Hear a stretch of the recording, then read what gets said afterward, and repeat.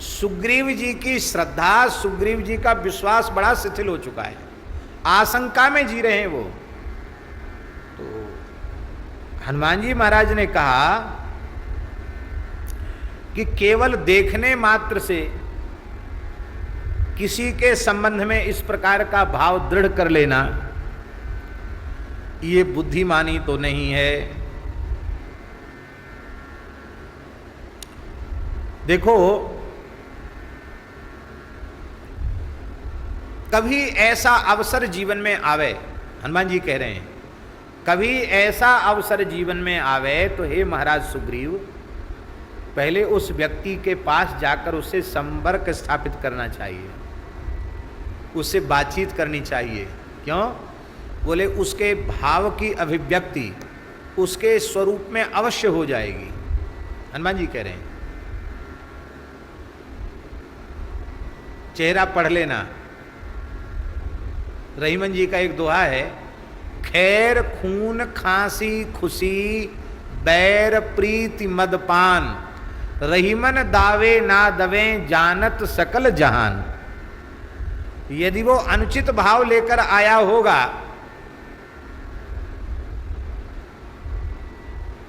तो उसकी आकृति प्रकृति बोली चाली से जरूर पता चल जाएगा। तो यदि ऐसी आशंका आपके मन में भी है तो आपको भागने की आवश्यकता नहीं है। आप संपर्क स्थापित करके पता लगाइए कि आखिर वो किस लिए आए हैं, क्यों आए हैं, किसने भेजा है। सुग्रीव जी बोले, तुम्हारे जैसा बुद्धिमान तो हमें कोई दूसरा दिखाई नहीं पड़ता, बुद्धिमताम वरिष्ठम हो, तो तुम ही चले जाओ। हनुमान जी बोले जरूर।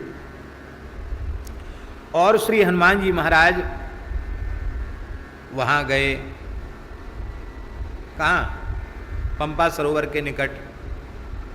वहां जैसे ही पहुंचे तो माथ नाय पूछत अस भयऊ, माथ नाय। हनुमान जी बटुक के रूप में हैं, बटुक माने ब्रह्मचारी। हनुमान जी बटुक ब्रह्मचारी के रूप में हैं।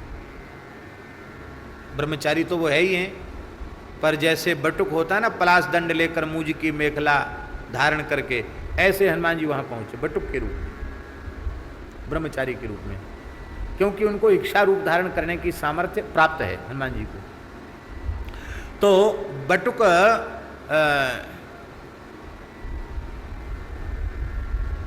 रूप में श्री हनुमान जी वहां पहुंचे और माथ नाय पूछत अस भयु, सिर झुकाकर ये पूछने लगे, आप कहाँ से आए हैं, आप कौन हैं, कहाँ जाना चाहते हैं, किस लिए आए हैं।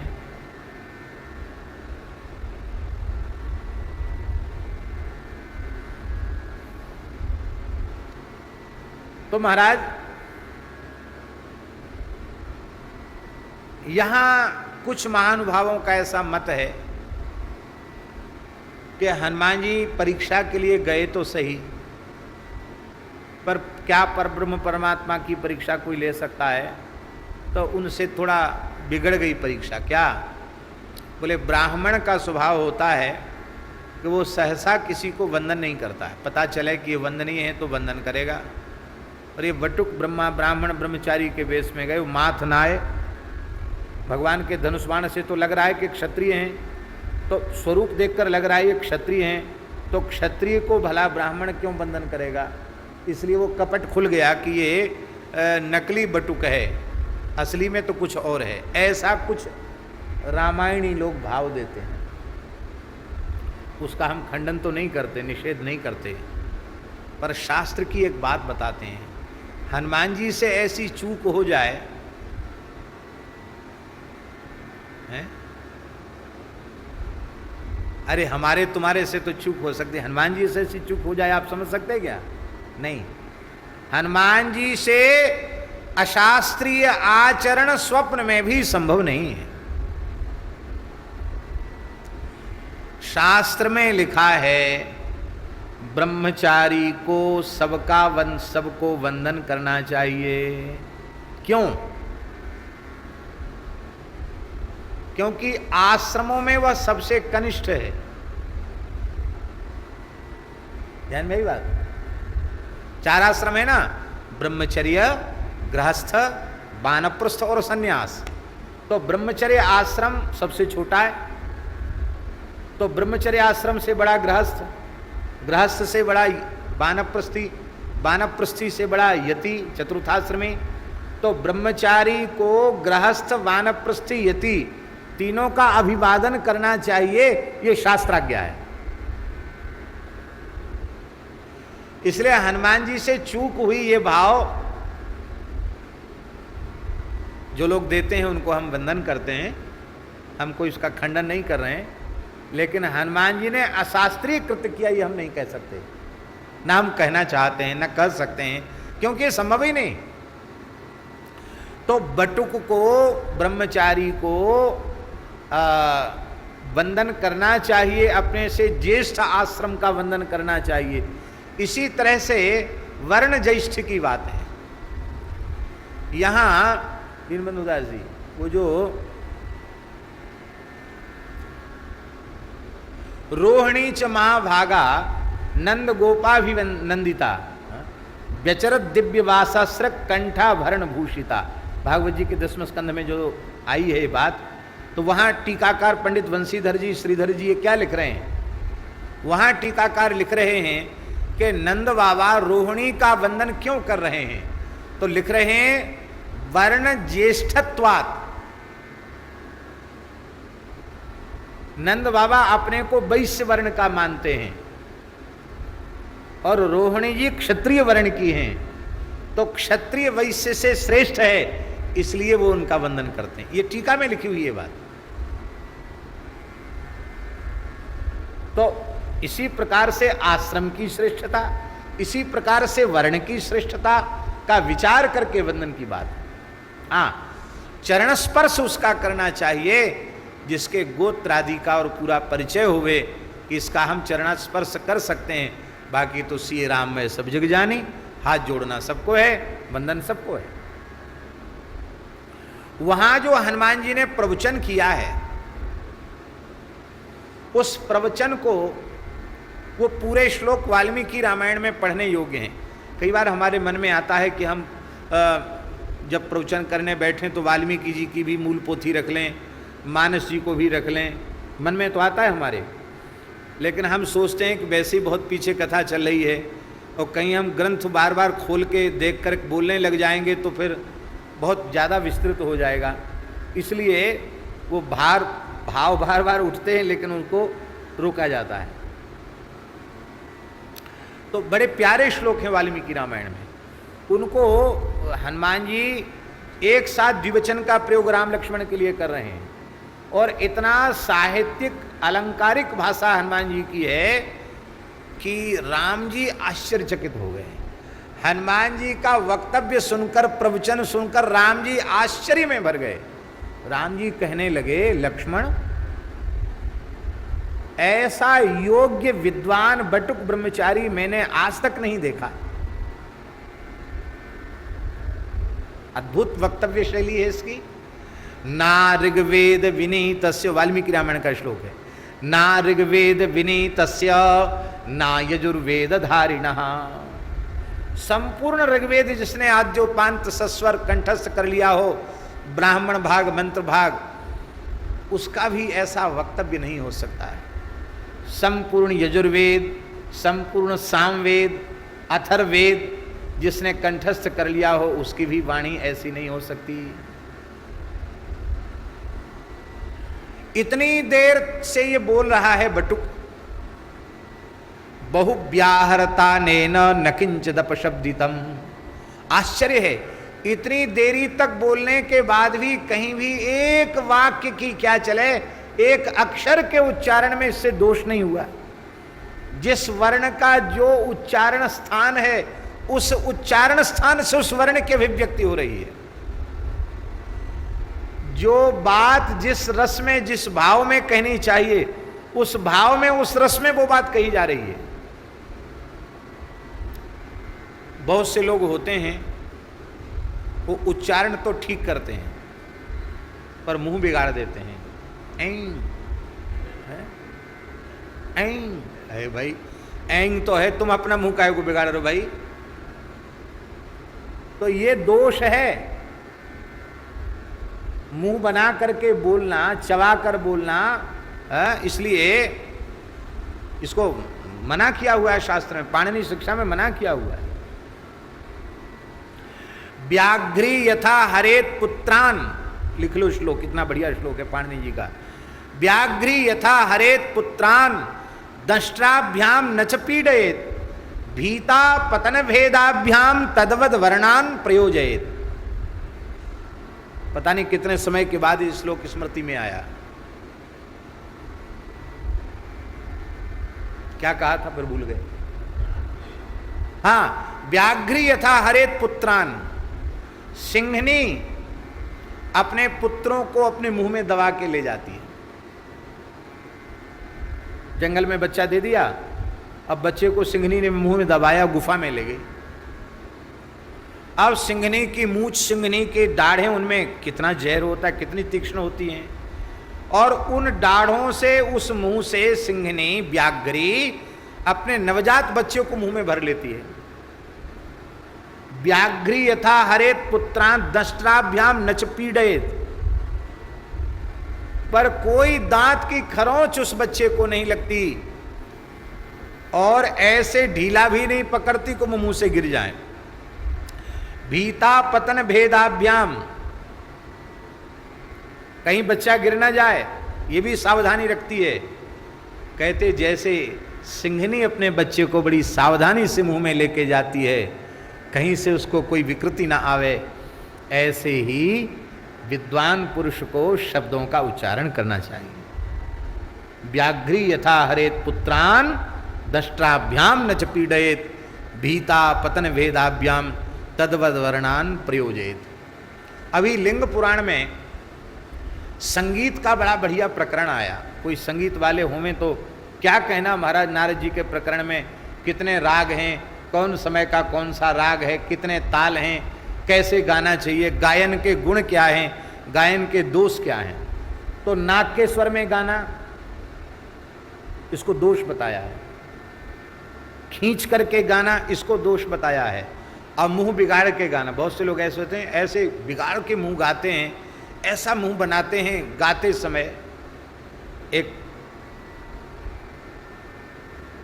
मुंह बना करके बोलना, अब हम क्या करें, कोई नकल करे तो वो उतनी नकल करना आता नहीं, तो नकल करके बताते हम कैसे मुंह बना के बोलते हैं। तो वर्ण का स्वाभाविक उच्चारण नहीं करते, ये भी गायन के दोष हैं कि आंख मूंद लेना, नाक मुंह मड़ोड़ देना, ये ठीक नहीं। इससे राग का तिरस्कार होता है, पुराण में लिखा है। जोर न पड़े, स्थिरता से गाइए। मुंह नाक बनाने की क्या जरूरत है भाई, गा रहे हो तो गाओ।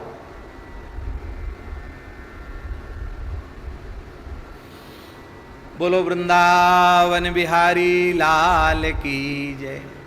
तो वहां राम जी हनुमान जी से कह रहे हैं, इसके शब्द के उच्चारण में, इसकी नासिका, इसके मुख, इसके कंठ, ओष्ठ, तालु या इसकी भाव भंगिमा, उसमें कहीं भी कोई न्यूनाति न्यून दोष नहीं आया। बोले ये ऐसी वाणी इसको कैसे मिल गई इस ब्रह्मचारी को? तो रघुनाथ जी कह रहे हैं, लक्ष्मण नूनम व्याकरण, ये वाल्मीकि का श्लोक है, नूनम व्याकरणम कृत्स्नम अनेन बहुधा श्रुतम बहुव्याहरता नेन न किंचिद अपशब्दितम। राम जी कह रहे हैं, निश्चित ही इस बटुक ने सभी शास्त्र तो ठीक से पढ़े ही होंगे, व्याकरण शास्त्र को बारंबार पढ़ा होगा, क्योंकि गंभीर व्याकरण के ज्ञान के बिना ऐसा उच्चारण संभव नहीं है। एक पंडित जी का पुत्र था, काशी पढ़ने भेजा उसको, पढ़ के आया, तमाम विषयों से आचार्य करके आया। पिताजी बड़े विद्वान थे, उन्होंने पूछा क्या पढ़ के आए?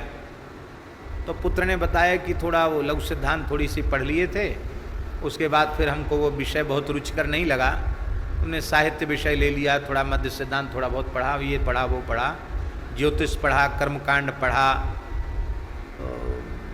कल्प भी पढ़ा, ये भी पढ़ा, वो भी पढ़ा,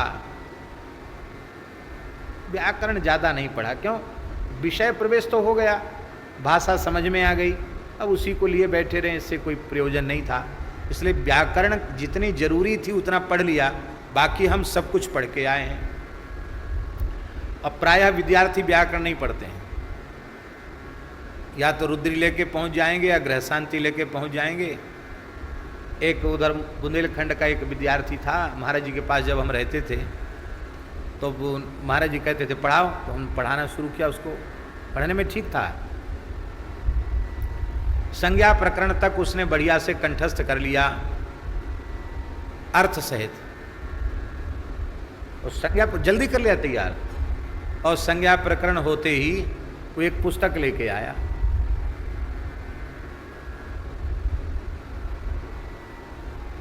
उन्होंने कहा ये कौन सी पुस्तक है? उस पर लिखा था विवाह पद्धति, पुस्तक पर लिखा था विवाह पद्धति। तो वो बुंदेली भाषा में बोला कि गुरुजी हमें तो ब्याह पढ़वो सिखा दो। क्यों? बोले हमारे घरे पंडित आई होत, ब्याह पढ़वो आ जाए, बस हमारी पंडिताई तो चल जाएगी। बोले सत्यनारायण की कथा तो हम घर से ही बाँचत, मैंने सत्यनारायण की कथा तो हम घर से ही बाँचते हैं, और थोड़ा बहुत आप ग्रह शांति रुद्री पढ़ा दोगे, विवाह पद्धति एक बार पढ़ा दो ठीक से मंत्र, हमारा काम हो जाएगा। बोले व्याकरण हमें नहीं पढ़ने। महाराज जी बड़े हंसे। महाराज जी ने कहा नहीं भाई, व्याकरण जरूर पढ़ो। देखो आर्त जीना श्याम इत्यध्ययम व्याकरणम, हम कर्मकांड करने के योग्य हो में, हम ऋत्विक कर्म करने के योग्य हो में, इसके लिए भी हमें व्याकरण पढ़ना चाहिए। मुखम व्याकरणम स्मृतम, भगवान का मुख व्याकरण है। जैसे मुख के बिना व्यक्ति गूंगा है, इसलिए महाराज महाभाष्यकार पतंजलि ने लिखा है मुखत्वात् मुख्यम, मुख है वेद का व्याकरण, इसका मतलब मुख्य है व्याकरण। राम जी बोले इस ब्रह्मचारी ने सब शास्त्र तो पढ़े, व्याकरण विशेष पढ़ा। वो पंडित जी की बात पूरी कर दें। तो पंडित जी ने कहा बेटा अब तुम एक बार बनारस और चले जाओ, ठीक से वैयाकरण सिद्धांत कौमुदी पढ़ना, प्रौढ़ मनोरमा भी पढ़ना, कुछ महाभाष्य भी सुनना, फिर आना। कोई जल्दी नहीं ब्याह की, हमें कोई हड़बड़ी नहीं है, जाओ तुम पढ़ के आओ। पुत्र को लगा फिर जाना पड़ेगा, फिर पढ़ना पड़ेगा, क्या कह रहे हैं पिताजी। तब पिताजी ने कहा यद्यपि बहुनाधीशे तथापि पठपुत्र व्याकरणम। क्या कहा? यद्यपि बहुना, बहुत प्रकार से तुमने शास्त्रों का अध्ययन किया है, लेकिन तथापि पठपुत्र व्याकरणम। लेकिन किस लिए व्याकरण पढ़ूं पिताजी?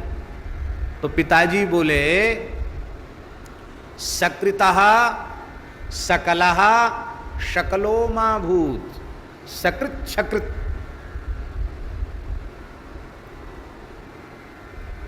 सकृत शकृत, सकृत शकृत। समझ में आई बात? नहीं आई। व्याकरण इसलिए तुम जाकर पढ़ो कि कहीं तुम्हारा सकल शकल न हो जाए। सकल और शकल, सकल माने होता है संपूर्ण, और उसी को तालव्य सकार से बोल दोगे तो शकल माने हो जाएगा टुकड़ा, खंड। सकृत माने होता है एक बार, और शकृत जब बोलोगे संधि हो गई तो छकृत हो गया। सकृत छकृत तो शकार था।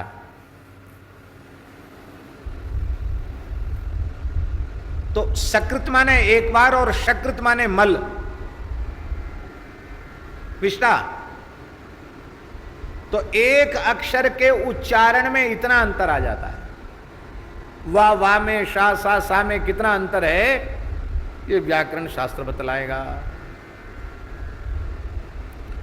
अब आजकल के तो बीए एमए पढ़े हुए लड़के भी भेद समझते ही नहीं है। लिखने में क्या भेद है, वो लिखते चले जाते। तो इतनी देर से ये ब्रह्मचारी बोल रहा है, लेकिन एक वाक्य की भी अशुद्धि इसके द्वारा नहीं हुई। और इससे तो जरूर अपना परिचय बढ़ाना चाहिए। ये इतना बड़ा बुद्धिमान विद्वान हमारे लिए विपत्ति में सहयोगी सिद्ध हो सकता है। राम जी लक्ष्मण जी से कह रहे हैं। और हनुमान जी की मानस जी के अनुसार वक्तव्य शैली, नाथ शैल पर कपिपति रही, सो सुग्रीव दास तब अहई। हे नाथ, ऋषिमुख पर्वत पर शैल पर कपिपति रही। कपिपति रही तो हम क्या करें? बोले आप रघुपति हैं और वो कपिपति हैं, तो रघुपति और कपिपति का संबंध तो होना ही चाहिए है? नाथ शैल पर कपिपति रही, रहता तो रहने दो, क्या करें हम उसका? अरे बोले महाराज आपका बड़ा भगत है वो, सो सुग्रीव दास तब अहई, वो सुग्रीव आपका दास है। अच्छा एक बात बताओ, हनुमान जी सही बोले कि झूठ? स्थूल दृष्टि से देखा जाए तो हनुमान जी झूठ बोले। सुग्रीव कब दास बन गया राम जी का? सो सुग्रीव दास तब अहई, वो आपका दास है। दास के यही लक्षण है कि पठवा बाली होए मन मैला, देख के भयभीत हो गया। तो हनुमान जी को झूठ कम से कम नहीं बोलना चाहिए था। बात तो ऐसी ही समझ में आती कि ना, हनुमान जी झूठ बोले, सो सुग्रीव दास तब आई, तेईसन नाथ मैत्री कीजिए। हनुमान जी झूठ बोल नहीं सकते। क्यों? ज्ञानी नाम अग्रगण्यम, हनुमान जी महाराज ज्ञानियों में अग्रगण्य हैं। अविवेकी अज्ञानी ही झूठ बोलते हैं, ज्ञानवान पुरुष झूठ वाला क्यों बोलने लगे? हनुमान जी उनसे बड़ा वेदांत तत्व का, ब्रह्म तत्व का ज्ञाता और कोई दूसरा नहीं है।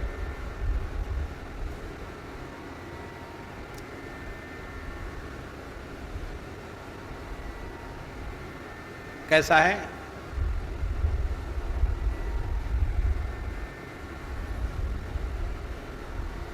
व्याख्यातम भरतादि प्रवृतम रामम भजे श्यामलम, वह हनुमान जी तत्वम मुनीन्द्र परम। हनुमान जी ऋषियों को तत्व ज्ञान का उपदेश दे रहे हैं।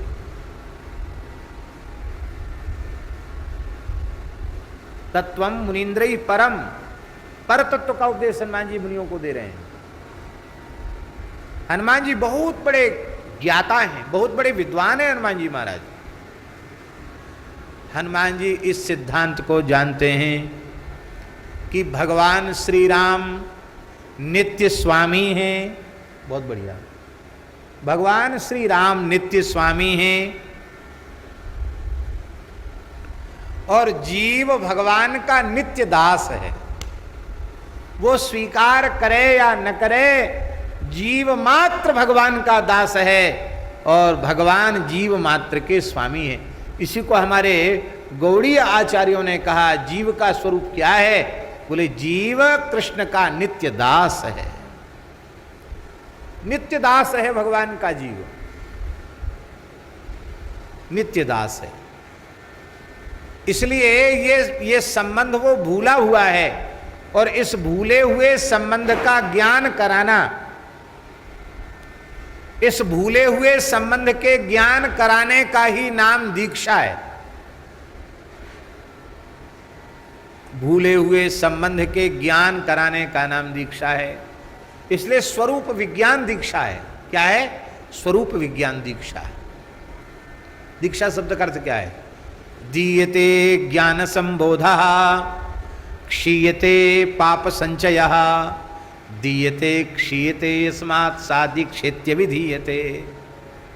गुरु जी के द्वारा जीव को उसके वास्तविक स्वरूप का ज्ञान कराया जाए और वास्तविक स्वरूप के ज्ञान से क्षीयते पाप संचय, संपूर्ण पाप राशि क्षीण हो जाए, उस पवित्र संस्कार को दीक्षा कहते हैं। दीयते ज्ञान संबोधक क्षीयते पाप संचय, दीयते क्षीयते अस्मात् साध्य क्षेत्र विधीयते।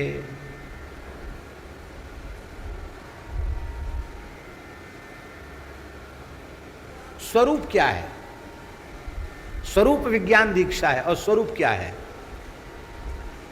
किसी भी काल में, किसी भी अवस्था में, किसी भी प्रकार से जिसमें परिवर्तन संभव न हो, उसे स्वरूप कहेंगे। अब देखो, शरीर संसार ये दो चीजें निरंतर परिवर्तित होने वाली है। हम 10 वर्ष पहले जैसे दिखाई पड़ते थे अब नहीं है, अब जैसे दिखाई पड़ रहे हैं 10 वर्ष पीछे नहीं दिखाई पड़ेंगे। ये तो स्थूल बात हुई। बारीक बात यह है, एक क्षण पहले जैसे थे दूसरे क्षण में वैसे नहीं। शरीर संसार की प्रत्येक चीज बदलने वाली है, पर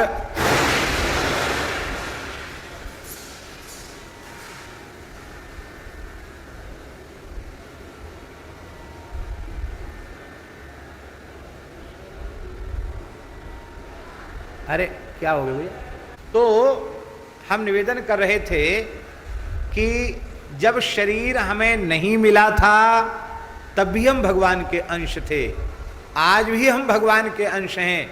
और जब ये शरीर अपनी अवधि पूर्ण करके चिता में चला जाएगा, उसके बाद भी हम भगवान के ही रहेंगे। राम जी के थे, राम जी के हैं, राम जी के ही रहेंगे। ये संबंध हमारा भगवान से नित्य है। शरीर संसार का संबंध अनित्य है और जीवात्मा परमात्मा का संबंध नित्य है। ममई वांसो जीवलोके जीवभूत सनातनः मनःष्ठानीन्द्रियाणि प्रकृतिस्थानी कर्षति। गीता जी में भगवान का नित्य संबंध हमारा भगवान के साथ है, नित्य संबंध। उस नित्य संबंध की स्मृति जिस संस्कार में कराई जाए, उस संस्कार को दीक्षा कहते हैं। तो ये दीक्षा वाला काम कौन करता है? गुरुजी करते हैं। और गुरुजी की भूमिका यहाँ कौन निभा रहे हैं? हनुमान जी महाराज। हनुमान जी महाराज गुरुजी की भूमिका निभा रहे हैं। हनुमान गुरुजी की भूमिका क्या है? मध्यस्थ की भूमिका, बिचौलिया, बिचौलिया, मध्यस्थता करने वाला। इधर तो भगवान से कह दिया कि नाथ शैल पर कपिपत रही, सो सुग्रीव दास तब आई। इसका मतलब है महाराज शैल पर है वो, उसमें विनम्रता नम्रता नहीं है। वो तो अहंकार के पहाड़ पे तो पहले से ही चढ़ा है, शैल पर बहुत ऊंचाई पर अपने को माने बैठा है। लेकिन प्रभु कुछ भी हो, चाहे जितने दोषों का खजाना हो, दोषों के पहाड़ पर चढ़ा हो, दोषों के शिखर पर बैठा हो, तो भी तो जीव है। और जीव है तो आपका नित्य दास है। और जब आपका नित्य दास है तो आपको उसे अंगीकार करना ही चाहिए।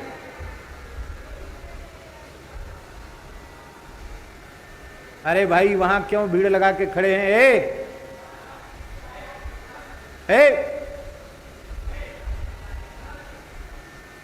समय पर कभी बाहर नहीं निकलना चाहिए। कोई चीज आके सिर पे ही गिर जाए तो क्या करोगे? तो राम जी की दया से देखो,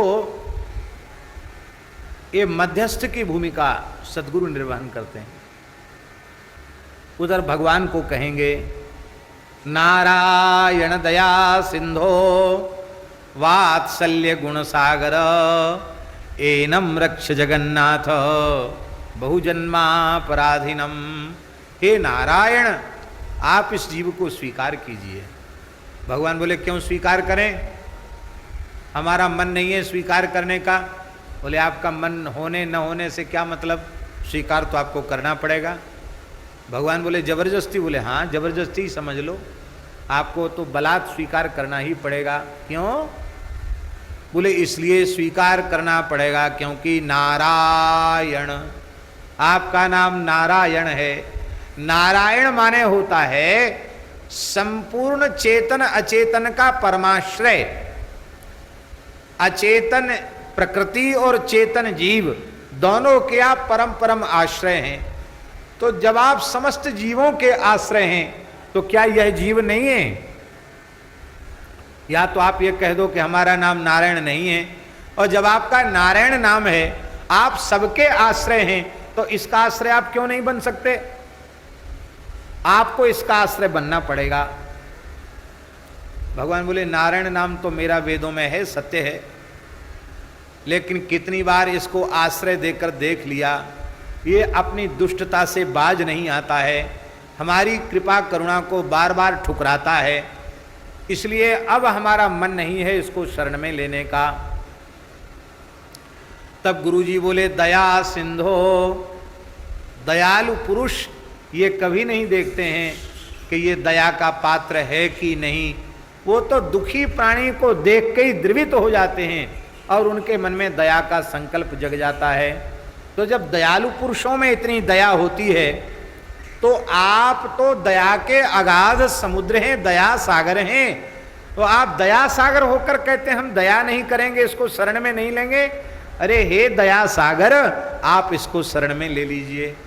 भगवान बोले हम दया सागर तो हैं, पर क्या करें, इसके ऊपर बार बार दया करके देख लिया, हर बार प्रतिज्ञा करता है अब जन जाए भजो चक्रपाणी, अब जन्म लेकर भजन ही करूंगा, अब भजन करता नहीं, ठीक उसके उल्टा करता है। अब बिल्कुल दया नहीं आ रही है, क्या करें, हमको दया अब नहीं आ रही है, भले दया सागर हों तो क्या। तब गुरुजी ने कहा वात्सल्य गुण सागर, हे नाथ आप तो वात्सल्य गुण के समुद्र हैं। इतना सुनते ही भगवान का करुणामय हृदय फूट पड़ा, भगवान के नेत्रों से प्रेम जल बहे आया। बोले अब आगे मत बोलो, बोलो क्या करना है बताओ, करना क्या है, इसको शरण में ले लीजिए। वात्सल्य गुण सागर, आप वात्सल्य गुण के समुद्र हैं, आपके वात्सल्य गुण की एक छोटी सी बूंद, एक बूंद, उस बूंद के 100 हिस्से किए गए, और उस 100 हिस्सों में से जो 100वां हिस्सा है उसको कहेंगे सीकर। सीकर थे त्रैलोक सुपासी, उस वात्सल्य के सीकर से तीनों लोकों में वात्सल्य बटा है। और माताओं के हृदय में अपनी संतान के प्रति कितना वात्सल्य होता है, तो आपके हृदय में अपने प्राण जीवन धन के, आपके हृदय में अपने अंशभूत जीव के प्रति कितना वात्सल्य होना चाहिए। भगवान बोले अब मत बोलो, कहो क्या करना है, शरण में ले लो। इतनी बढ़िया वकालत करते हैं गुरुजी। यदि गुरु तत्व न हो तो कोई जीव भगवान की शरण में जाने के लायक ही न हो। ठाकुर जी को राजी कर लेते हैं। वात्सल्य गुण सागर, ठाकुर जी ने कहा देखो अब शरण में तो हम ले ही लेंगे, लेकिन कुछ हमारा मन है तुमसे पूछने का, महाराज आज्ञा करो। बोले एक बात बताओ, ये हमको तो जानता तक नहीं था,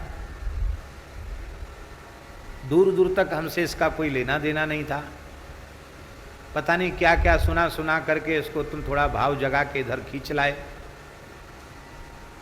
यही तो होता हम सबके साथ में। हम लोग भगवान को कहाँ जानते हैं, रामचरितमानस सुनते हैं, भागवत सुनते हैं, गीता जी सुनते हैं, भक्तमाल सुनते हैं, तो संतों की वाणी सुनते सुनते थोड़ा भाव जगता है कि हमें भगवान की शरण होना चाहिए। तो पता नहीं क्या क्या सुना सुना करके तुमने इसको जाल में फंसा लिया। जब तुमने आकृष्ट किया है तो तुम अपने ही पास रखो, हमारे मत्थे क्यों मरना चाहते हो। ध्यान में ही बात, भाई आपने इसको बुलाया है तो आप अपने पास रखो, हमारे मत्थे क्यों बांधना चाहते हो। गुरु महाराज बोले हमारे गुरुजी ने कह दिया था बच्चा, कोई भी वस्तु तुम्हारे पास आवे उसको बढ़िया से अमनिया करना, सुधारना, और अमनिया करके संस्कारित करके फिर अपने आराध्य के सामने निवेदित करना, भोग लगाना। और जब आराध्य स्वीकार कर लें तो वो भोग नहीं रह जाएगा, वो प्रसाद हो जाएगा। और प्रसादे सर्व दुखानाम हानिरस्योपजायते, भगवत प्रसाद से संपूर्ण दुखों की निवृत्ति होती है। तो गुरुजी ने कह दिया था, बच्चा अमनिया वस्तु का व्यवहार नहीं करना, भोग लगाकर प्रसाद ही लेना। तो ये आया था, हमने इसका थोड़ा भद्र भद्र करके तिलक लगा के तुलसी बांध के नाम सुना के आपके योग्य इसको संस्कार थोड़ा करके और आपके सामने पधरा दिया है। अब आप इसको स्वीकार करो। रहेगा तो हमारे ही पास, हाँ रहेगा हमारे ही पास, लेकिन आप इसको स्वीकार कर लीजिए, क्योंकि भगवान आपको स्वीकार करना पड़ेगा। क्यों करना पड़ेगा?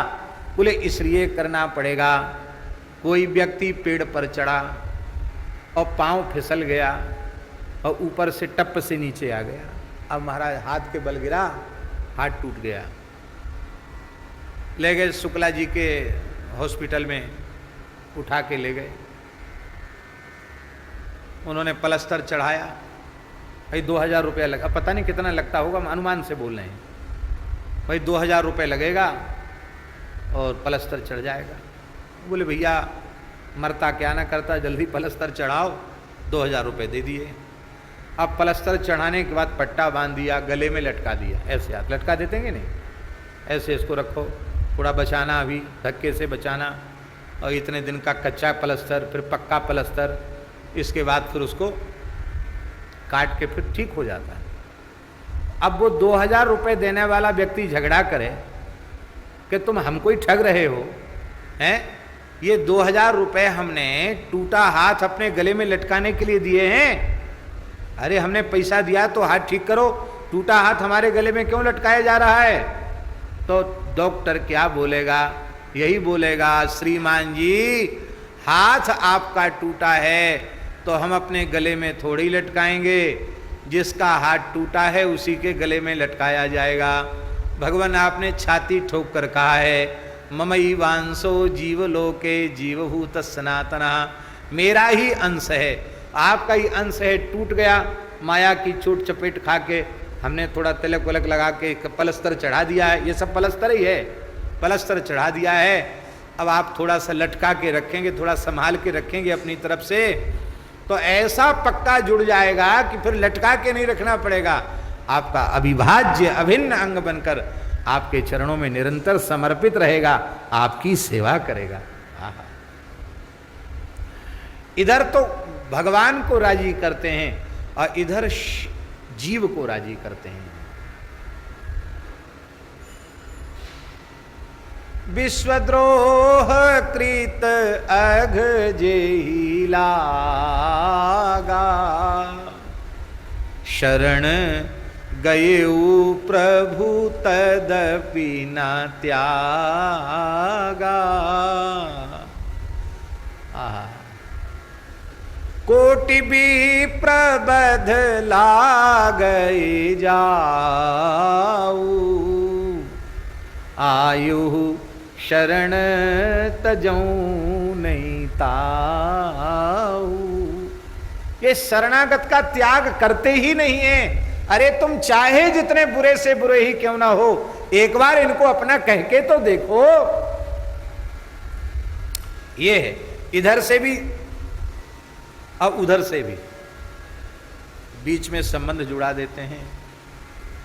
इसलिए ये बात श्रद्धेय स्वामी जी की दास को इतनी प्रिय लगती है कि सच्चे संत, सच्चे गुरु किसी जीव को अपने से नहीं जोड़ते हैं, वो अपने आराध्य से जोड़ते हैं।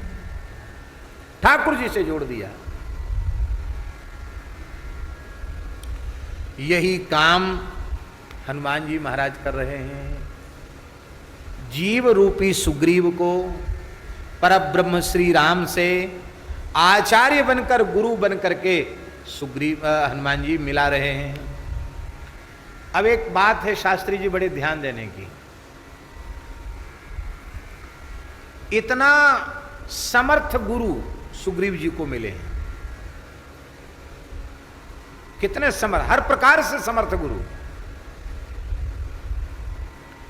फिर भी सुग्रीव में जितना परिवर्तन आना चाहिए था उसका अभाव ही दिखाई पड़ता है। है कि नहीं? राम जी को भी कहना पड़ा।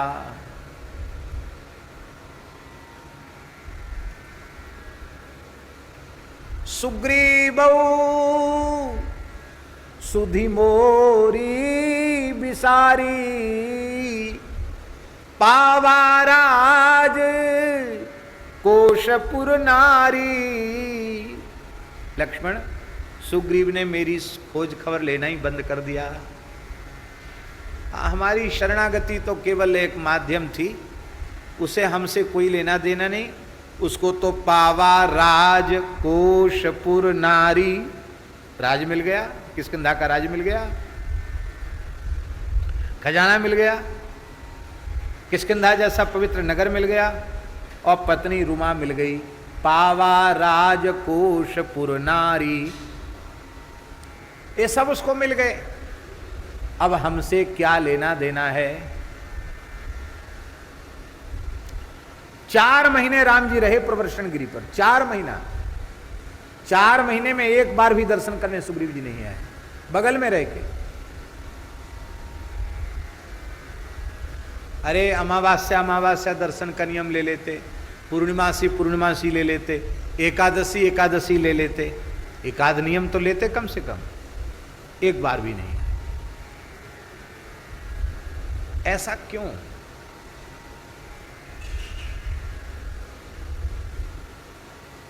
एक तो ये, और दूसरे हनुमान जी के द्वारा शरणागति कराए जाने पर भी मार पड़ी सुग्रीव को। बंधु न होए मोर यह काला, बाली ने पिटाई भी की उसकी। तो इतने समर्थ गुरु के होते हुए पिटना भी पड़ा। पहले वो मरम्मत हुई और इसके बाद फिर ये, तो पहले भी सुग्रीव को बहुत कष्ट झेलना पड़ा। और अब की बार महाराज इतना होने के बाद भी, इतना विश्वास राम जी के प्रति जगाने के बाद भी सुग्रीव राम जी को भूल गए। समर्थ सद्गुरु के होते हुए भी जो लाभ मिलना चाहिए था सुग्रीव जी को, वो लाभ क्यों नहीं मिला? इसका एकमात्र उत्तर है, समर्थ से समर्थ सद्गुरु के प्रति भी जैसी पूज्य बुद्धि, आदर की बुद्धि, श्रद्धा और विश्वास की बुद्धि होनी चाहिए, वो बुद्धि सुग्रीव जी की हनुमान जी के प्रति नहीं है। और सरल शब्दों में कहें तो सुग्रीव जी में गुरु निष्ठा का अभाव है। वो यही समझते हैं, ये तो हमारे चेला के जैसे ही है। क्यों? हमारे पूज्य पिता सूर्य नारायण, और ये सूर्य नारायण के शिष्य हैं, और मैं सूर्य नारायण का पुत्र हूं। तो शास्त्र में तो लिखा है गुरुवत वर्तितव्यम गुरुपुत्रे, गुरुपुत्र के साथ गुरु के जैसा व्यवहार करना चाहिए। तो मैं गुरुपुत्र हूं। वो तो यही समझे बैठे कि मैं गुरु हूं, ये चेला है, सेवक है, मैं स्वामी हूं, ये सेवक है। गुरु तत्व के प्रति महत्व बुद्धि न होने का यह दुष्परिणाम है। भगवान मिलने के बाद भी फिसलना हो रहा है, भगवान से मिलने के बाद भी अपराध बनते चले जा रहे हैं, मन विषयों में जा रहा है, भोगों में जा रहा है। इसलिए हाथ जोड़कर प्रार्थना है, भगवान साक्षात मिल भी जाएंगे, किंतु यदि आपकी गुरुनिष्ठा कमजोर है तो भगवान से मिलकर भी आपको जो लाभ मिलना चाहिए वो नहीं मिलेगा। हमारे दिमाग में तो ऐसी घुसी हुई है ये बात कि गुरु निष्ठा के बिना, आचार्य निष्ठा के बिना जीव की परमार्थ में अणुमात्र भी गति नहीं, बिल्कुल चल ही नहीं सकता, चलने की सोच नहीं सकता। सबसे पहली निष्ठा है गुरु निष्ठा।